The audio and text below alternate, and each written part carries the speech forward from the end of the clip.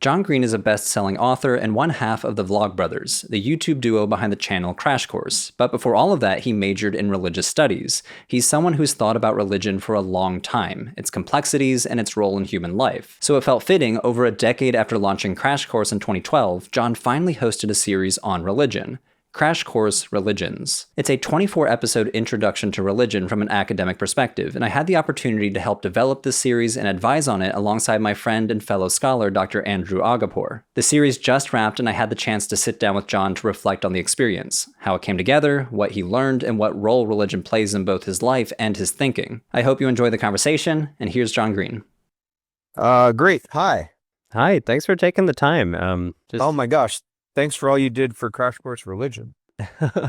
You're welcome. Oh, what a journey. It's such a tough topic. Oh man, I've never been so nervous about making a crash course, that's for sure. Yeah.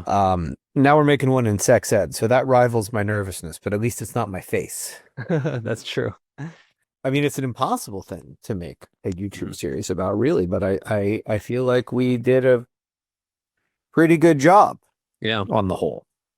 Yeah, it was actually gratifying to have the Complexly team see how the sausage is made for religious studies on YouTube. Like it's hard. Every word, every sentence has to be like meticulously vetted and fact checked. And oh my God. Yeah. You got to be so careful.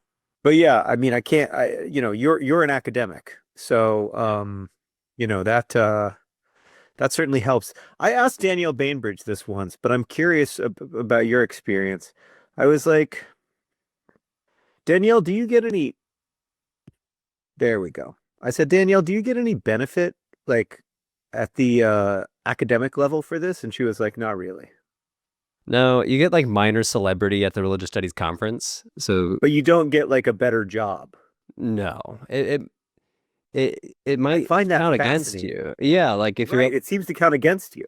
I think the currency in the academy is peer-reviewed journals and monographs, and I don't have time for that. Like I could write a monograph, or I could like take a year off YouTube to do that. Like it's kind of you could, but you're reaching hundreds of thousands or millions of people with your current work. It's obviously a mistake to abandon that in the name of research. Right. I mean, especially in the academy, your identity is so wrapped up in being an academic. So, like, if I'm not, it's like being a black belt in karate, but you haven't done karate in 30 years. Like, are you really still a black belt, or are you just like, coasting on that, what you did back in high school? And yes, I'm speaking from experience. Right. So, like, I haven't published a peer-reviewed article in years. Am I the black belt that hasn't trained in 30 years? So it's a little bit existential. Yeah. So are you pursuing life inside the academy? Like, are you pursuing a life as a content creator or as a professor or I mean, I'm a full-time content creator at this point, and I try to dabble. I taught at George Washington University for a semester. I have a postdoc position at a research institute in Boston, and I have like a list of articles I'd love to return to, like research ideas, like a research agenda, but I just haven't touched it in so long. So it is kind of like keeping the trappings of the academy, going to the conferences, teaching here and there, but it's full-time YouTube. Yeah. I mean, I think that's the right call for humanity. So I appreciate you doing that. I really benefit a lot from your work. So yeah, I appreciate that. And I mean, I appreciate for brief fanboyism, like Crash Course inspired me. Like I was watching it back in 2013, 2014 when I started Religion for Breakfast, and it was the inspiration. Like I would say to my friends, it's gonna be the Crash Course of religious studies. And it has been. I mean, that's a very cool thing to hear. I think when Hank and I were first starting out, we talked a lot about the They Might Be Giants theory of change, where there was this band we loved in the 90s called They Might Be Giants. They never had that many fans, but all their fans went on to do cool stuff. And so they kept getting hired to do cool stuff. And that was Hank and I's theory about how we were going to make it in the world. And it's come to pass. Like a lot of those early Crash Course fans, Kurzgesagt was an early Crash Course fan. A lot of those early Crash Course fans do cool shit now. Yeah, it's like the Daily Show with comedians, just raising up new crowds. Yeah, I'd like to think that. That's awesome. Well, just as a formal introduction, John Green, welcome to Religion for Breakfast. Super excited to chat with you. Oh, I'm so excited to be here. This is really cool for me. I'm a fan of the channel. That's so cool to hear. I'm a fan of religious studies and Crash Course. And when I heard that Crash Course was working on a Crash Course Religions series, obviously got excited. I'm curious, how did it come about? Because Crash Course has been around for, I don't know how long at this point, like well over a decade. And to hit religion finally after 15 years or so, how did this topic come about? Well, we've been talking about it for a very, very long time. So I think the first time we brought up Crash Course Religion was year 3. Once we'd gotten through chemistry, biology, why people read and how to read, and history, I was immediately like, let's do religion. I was a religious studies major in college, and so it's an area of interest for me. And we could just never figure out the right way into it. We could never figure out.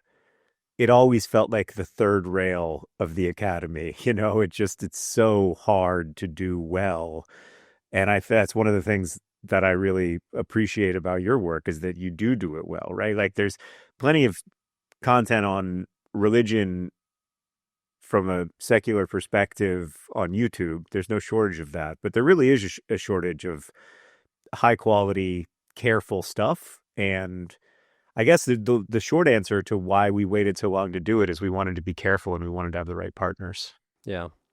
Yeah, it really is kind of the sort of topic that a lot of people have opinions on. Like people know what they want to say about religion, and there's no shortage of people talking about religion on YouTube, but it is a lot of either the anti-religion or kind of apologetic pro-religion kind of perspective. Yeah. So to teach it as a subject, what was so nerve-wracking about wanting to tackle it? Well, fear of falling into either of those buckets, right? Either an anti-religion trap or an apologia trap. And we wanted to approach it from a secular perspective, I guess, but also from the perspective of how we study anything, the way that we study human behavior through psychology, or the way that we study questions of ethics through philosophy. We wanted to try to approach it that way. And I think you really helped us do that, to be honest with you. It's a hard thing to do well. And a lot of times we need the right subject matter expert as well as the right writers in order to feel comfortable doing something. And sometimes it just takes a long time for that to come together. Like we did a crash course in Black American history that was 7 or 8 years in the making. But we just needed the right team to put it together. And I think we finally got that for religion over the last year or so. In religious studies, we kind of play this trick on students where students sign up wanting to learn about Hinduism and what is Buddhism and what is Islam. And we kind of pulled the switcheroo when it was like, well, we're actually going to talk about what is religion and what is ritual and like who has the authority to speak on religion. So it's kind of like this, the hidden critique of religious studies that we kind of hoodwink on the students. And I was particularly proud that we snuck that into the series. Like we have an entire episode on like who speaks for religion and like religious authority. And that was just thrilling as in a nerdy religious studies sense. Yeah, when I was a religious studies major, that was a big question for me. And then I ended up pursuing briefly a Master's of Divinity degree, which with the idea of becoming an Episcopal minister. I'm Episcopalian. And the question of pastoral authority was eventually the question that led me down the road to not pursuing a life inside the church, because I just did not feel that I had the authority to speak on behalf of anyone or anything. And the more I learned, the less I felt that sense of authority. Yeah. Yeah, in the intro to the series, you tell the story about an inspirational professor you had, and I forget exactly what he said, but something along the lines of, everybody worships something, even if you're not religious. Yeah. I'm curious, like, what drew you to religious studies? It's kind of a niche major, as it were. I mean, I wasn't even a religious studies major. Oh, really? Yeah, I was just history. I was interested in religion as a topic, but I was just a history major. Yeah, I double majored in English, so I had a practical major as well as the religious one. I think what drew me, I love that joke. I think what drew me to religious studies was a special couple of professors. I mean, I think sometimes that makes all the difference. And so I took an intro to religion course because I heard it was great. So, my RA told me it was a great class taught by this sort of local legend professor who did tell me all kinds of things that have stuck with me. I mean, I think about his lectures all the time, and the discussions we had in that class continue to bring a lot of light to way down dark, deep places within me.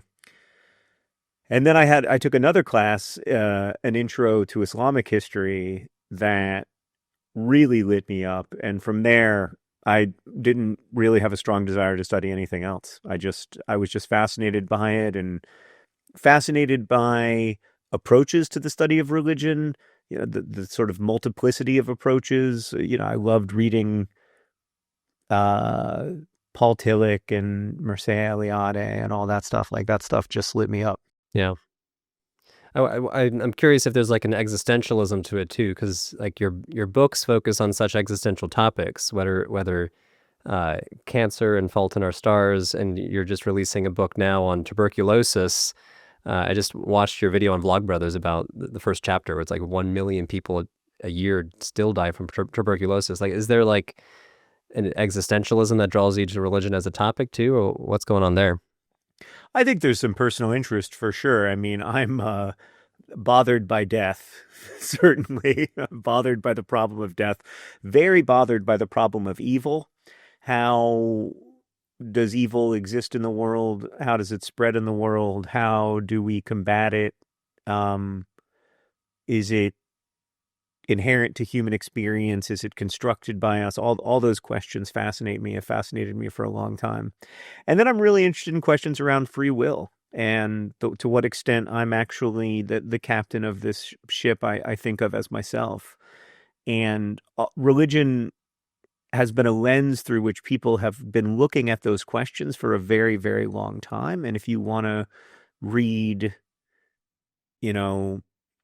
whether you want to read Ibn Sina or St. Francis, you're going to be looking at people who looked at those questions through those lenses. And so I want to at least be familiar with the lens. Yeah, that resonates. My own academic research is on ancient magic and demonology, which just kind of sounds funny and spooky, and people are like, ooh, Harry Potter. But what originally drew me to it was very similar. Being very bothered by death, being very bothered by a reality, a world, a universe that's constantly trying to thwart us. Because when you read these ancient spells from the Roman period, they're kind of like people suffering and trying to assuage that suffering. Yeah. Like a migraine headache spell from Greco-Egyptian papyrus. And people try not to die in childbirth. Like it's really grim stuff when you dig into some of these ancient spells, and that's what drew me to it, was the kind of the staring into the abyss, as it were. Yeah, people are just trying to make sense of the world around them, but they're also trying to figure out how they can be forces in their own lives, like how they can have agency, and the places where they can't have agency, what are they going to do? How are they going to respond to that? Those are still questions that are with me. There are still lots of places where I don't have agency. In some ways we have magic spells now, right? Like we have, through technology, magic wands that live in our pockets that can summon food to our homes or whatever.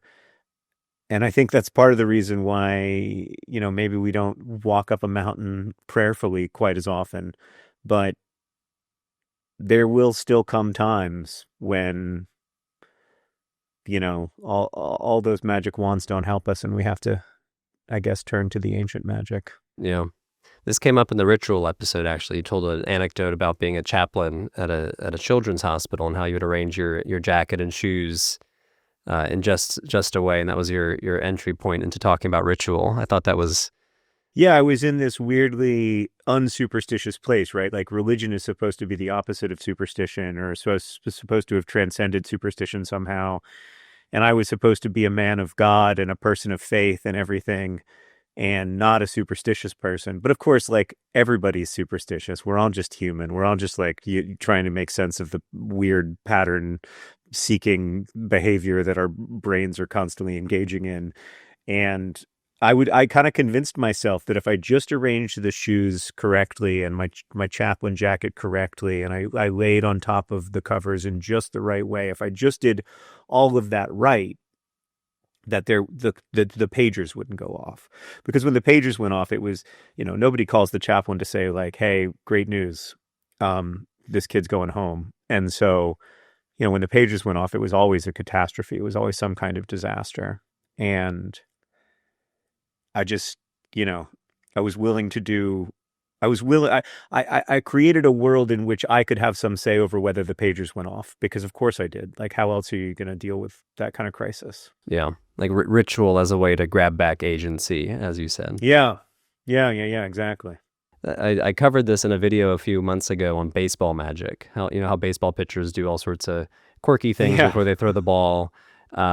And social psychological research has shown like it's doing something. Like it works. It works, but it only works at high levels. Like people, junior varsity pitchers aren't doing rituals as consistently or as effectively. So in the really high pressure of MLB World Series, there is where you see the deep magic, as it were. But at none of the lower levels of play, yeah. So fascinating. You got to get to that level of expertise before the deep magic somehow works. So when making Crash Course Religions, were there any particular topics that really stuck with you or surprised you? I loved the videos that we did about I love the African religious video we did, which just, barely scratches the surface. I mean, the thing about Crash Course is that you have 26 or 45 or whatever episodes to share something that is worthy of, as you know, its own YouTube channel that goes on forever, right? And so I knew we were only going to scratch the surface in that episode, but I really enjoyed it, and it was one of those places where I learned a lot. I'm interested in the ways that in the 25 years since I graduated from college, we've begun to grapple much more meaningfully with the essentialization of so-called indigenous religious practices or whatever. And that has been a big shift that I've observed in my reading, but it was fun to try to implement that in Crash Course. Yeah. Like there's still an episode dedicated to indigenous religions, but being able to critique that category, because it is kind of wild how we have this one category called Abrahamic religions, and that usually just encompasses 3, even though it could encompass much more. And then we have this category, indigenous religions, that could encompass literally thousands of people groups. Like, yeah, and billions of people, and the vast majority of people, if we consider people as a bridge going back 300,000 years. Yeah, I immediately empathized with the Crash Course team. Like this, like I saw the goal. Like we need to make these 24 episodes. What should each episode focus on? And, one of them should be on Buddhism, but like, should we just call it What is Buddhism? And then try to cover all of Buddhism in 12 minutes? Like it's wild. And then going back to the trick we play on students, like, well, some of them have to be, critical religious studies theory and methods. So let's have an episode on just ritual. Oh, but some of them should be like fun and quirky, like paranormal, and I forget what we put in the UFO religions, but pop culture and religion. So there's just so many things to do and 24 episodes. So it's like this triage of like, okay, what's the most important thing that needs to be introduced to this audience that might not have ever thought about religious studies as a field?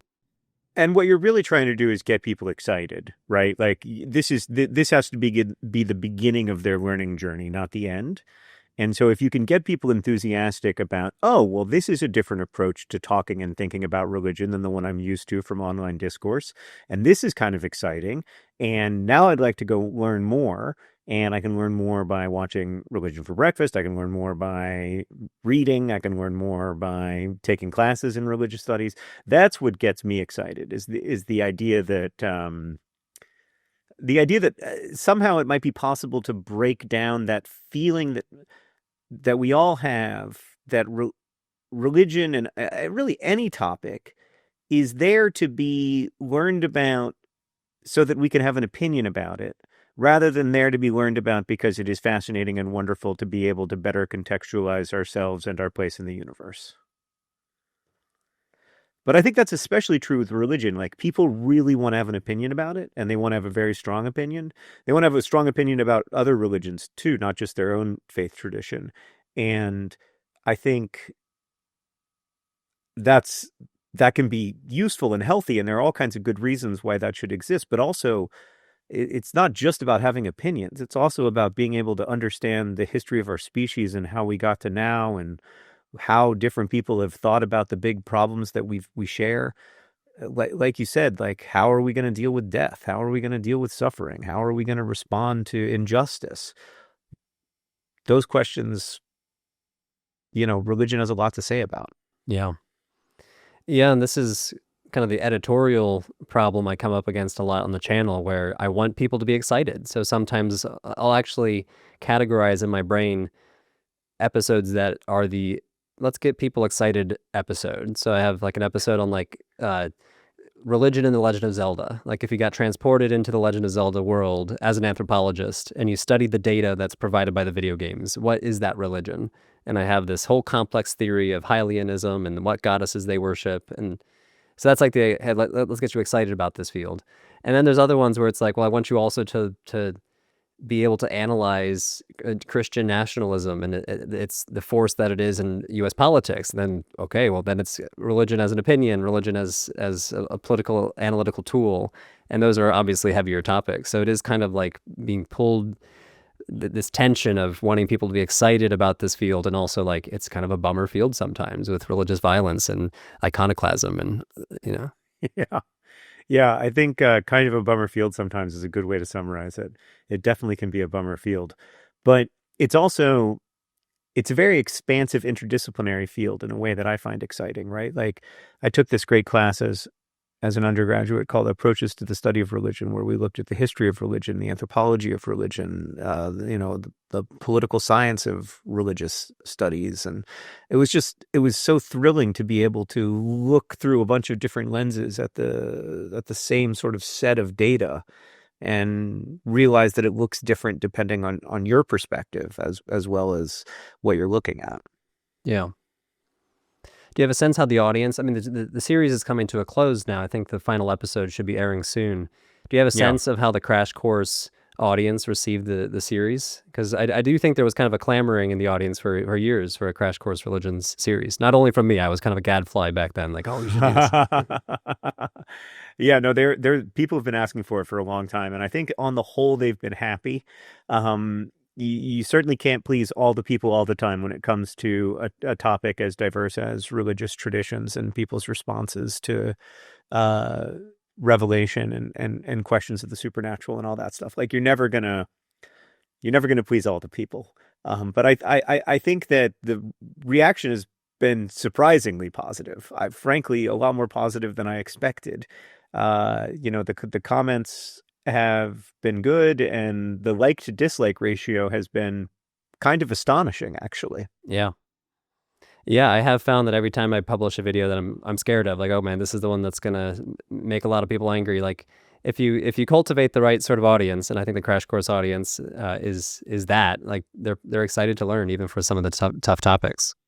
Yeah, and then there's kind of the second generation of learners, right? Like, and we don't know their response yet. So that first generation of viewers, and of course online generation, I mean like 6 weeks, 3 months. That first group of viewers are the Crash Course viewers. Those are people who love Crash Course videos, who love learning online, who are probably lifelong learners, many of them in adulthood. And then there's the next group of viewers who are like kids in classrooms, whether that's a high school class or a college class. And they might have a very different reaction to it than the hardcore Crash Course nerds. And so I can only hope that it will continue to be received as well as it has been so far. So it's 24 episodes or so. What are some of the takeaways that you want people to walk away from this series? Because it's nice if somebody in my audience can now parse between what is a Protestant, what is a Catholic, or what the difference between Shia and Sunni, like some really basic religious literacy stuff. But yeah, religious literacy, I use the word literacy because it's a skill I want people to demonstrate. I want them to watch a movie that has religious themes and be able to parse those themes, or watch when a politician makes an appeal to a biblical text and be able to parse, oh, this is what they're doing. Like they're making an appeal to authority. So that's like true religious literacy in the way that like I'm not truly literate in Spanish, even though I took it for 4 years in high school.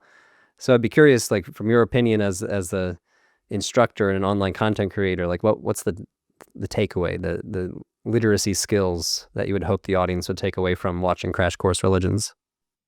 Well, I think it is important to know the difference between Shia and Sunni and to know the difference between Protestant and Catholic. And I hope we did a good job of getting that across.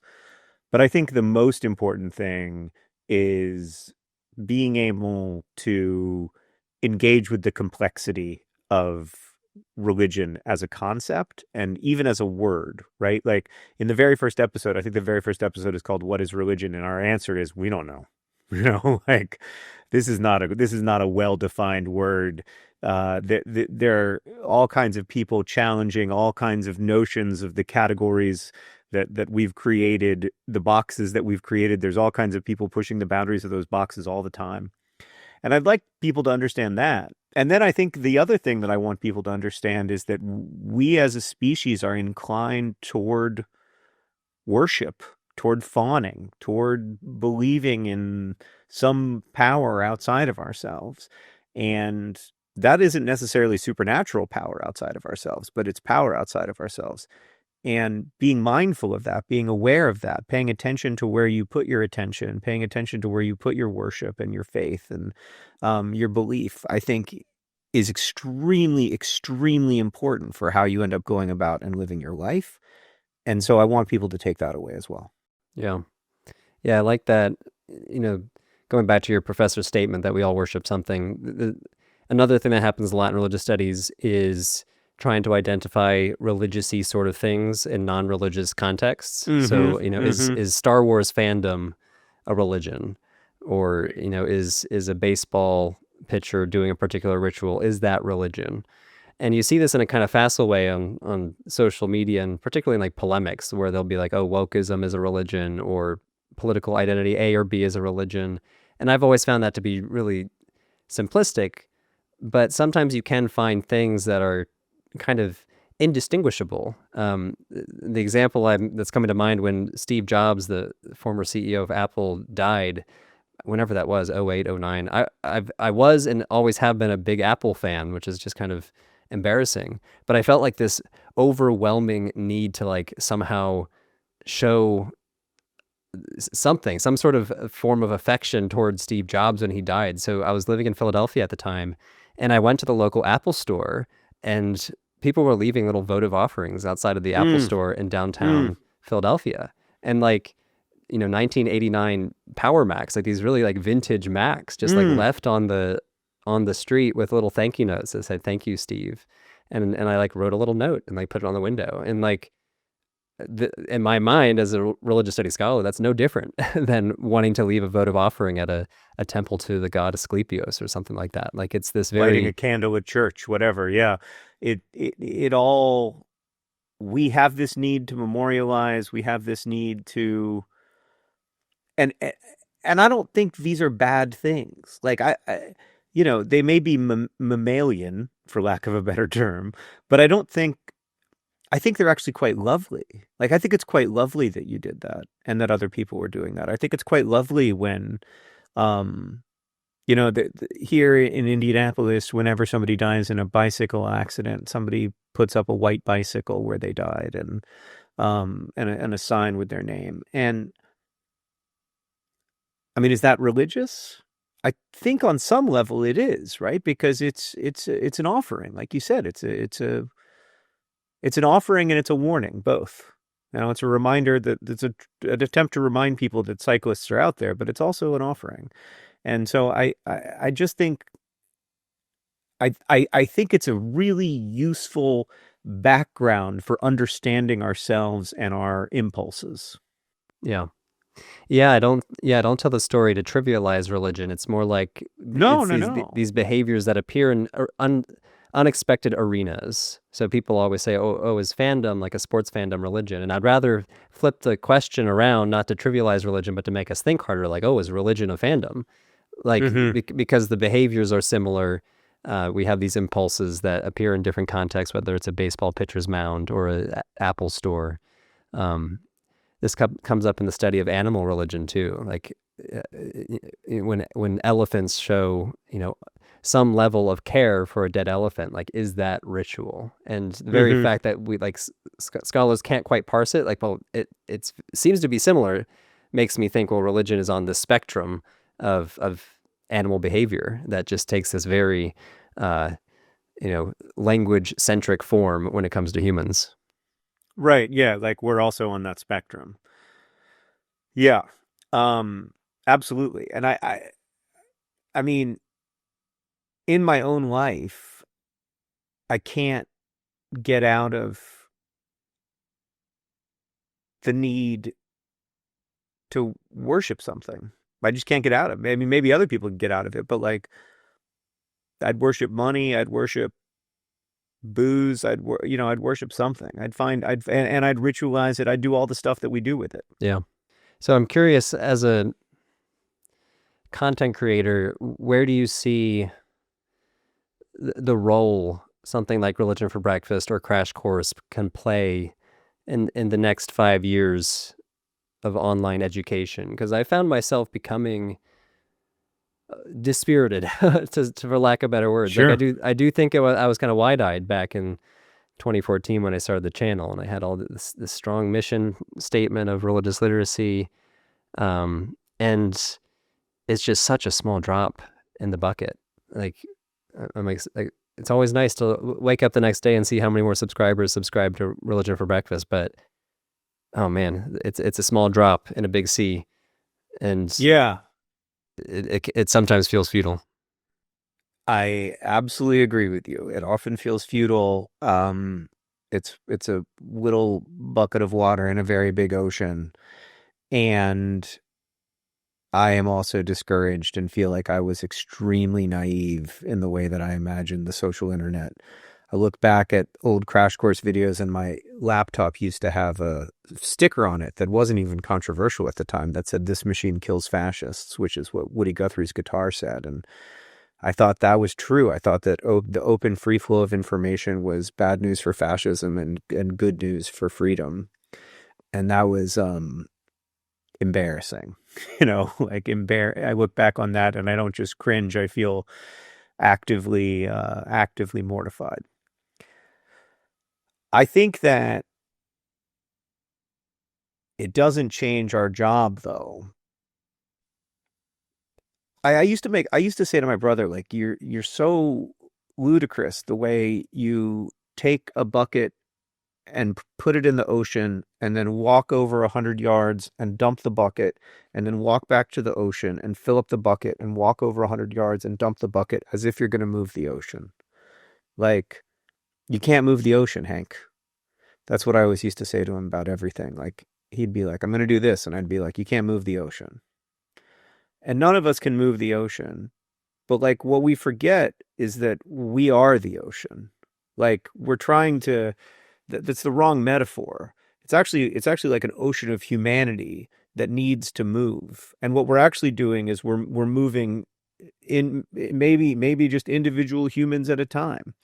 And there are other people trying to move other people, and they may be more successful than I am. They may have lots of tools at their disposal that I'm either not able or willing to use. But, this is the only species we've got. This is the only time we've got. This is the only technology we've got. I think we have to use it as best we can. But I feel pretty far away from that hopeful naivete of 2014. So I share your worry, and I wish I had more than solidarity to offer in return. Yeah, I'm a strong believer in having a seat at the table. So if Religion for Breakfast didn't exist, who would be in that chair at the talking about religion table of YouTube? I would hope it's another careful religious studies scholar who hires fact checkers and tries their very best to not put out misinformation, but it might not be. And when it comes to a topic like religion, it probably won't be. So like, in my mind, it's like try to stay in that chair as long as I can. Yeah, stay in the chair, continue to be careful, be thoughtful, and try to have that. I mean, I think what's one of the core values of your channel is a kind of intellectual humility that I find both impressive and quite rare. And I think we need more of that. We need more of what I don't know and more of what I was excited to learn and less of here's what you need to know about how to be outraged today. Yeah, something I always try to do is explicitly reference the scholar whose idea I'm trying to channel right now and put their face up and a picture of their book title up on screen. And it probably kills retention. I don't really know enough about analytics to know, but that's just like what I was doing from the start with the channel. And step one of religious literacy was, in my mind, was the field of religious studies exists, that there are an army of people out there studying this from an academic perspective. And I've never liked the position of the content creator as like the font of knowledge. So that's kind of my. No, yeah. To me, the content creator is more the person who synthesizes the knowledge that came from on high or from above, from the experts, and then finds ways to communicate that knowledge clearly and concisely, and maybe along the way, of course, loses some nuance, but not so much nuance that it distills via or deceives via distillation. That you can still tell a true story to a lay audience about the subject that you're passionate about. And whether that's early human history with a creator like Stefan Milo, or religion with a creator like you, or physics with Physics Girl, that's what I look to and look for. But it's really hard.